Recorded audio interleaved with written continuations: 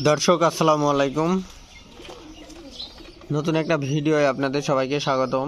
আমি আজকে কথা বলবো দেশি কবুতরের খামার নিয়ে।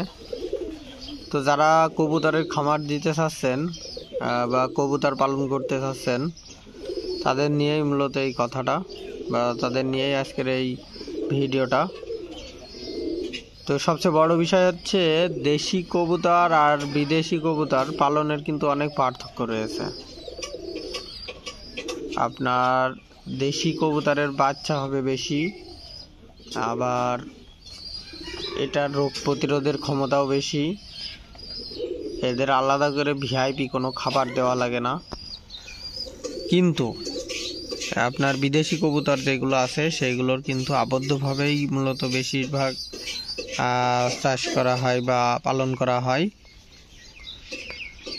তো বিদেশি কবুতরের অনেক সমস্যা আছে, রোগবালাই বেশি হয় এবং দেরিতে ডিম দেয়। আর সবচেয়ে বড় কথা হচ্ছে এদের খাবার, এই খাবারটা কিন্তু আপনাকে নিয়মিত কিনতে হবে, কারণ এরা ধান চাল খেয়ে অতটাও অভ্যস্ত না। এবং এই খাবারের কস্ট হিসাব করলে দেখা যায় যে আপনার মানে যারা প্রফেশনালভাবে চাষ করে পালন করে তাদের হিসাব আলাদা।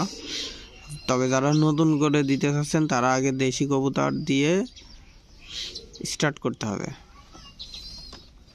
কারণ দেশি কবুতর আপনার আলাদা করে খাবার যদি আপনি নাও দেন তাও কিন্তু আপনার ডিম দেবে। বাইরে থেকে খাবার কিন্তু এরা প্রচুর পরিমাণে বাইরে থেকে খাবার সংগ্রহ করে। আমার এখন ঘরে 20টার মতন বড় কবুতর আছে এবং এর মধ্যে 7 থেকে 8 জোড়া কবুতর কিন্তু এখন তাওয়ায় আছে। 3-4 জোড়াই ছা অলরেডি তুলে ফেলেছে, আর কিছু আছে সেগুলো হয়তো এই সপ্তাহের মধ্যেই উঠে পড়বে। এটা হচ্ছে আমার দেশি কবুতরের ঘর। আমারও ইচ্ছা ছিল যে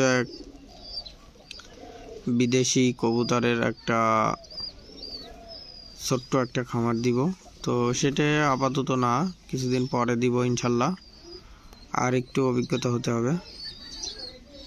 তো যারা নতুন করে খামার দিতে যাচ্ছেন তাদের আমি একটা কথা বলবো, তারা আগে দেশি কবুতরের খামার দিন, জানুন, তারপরে।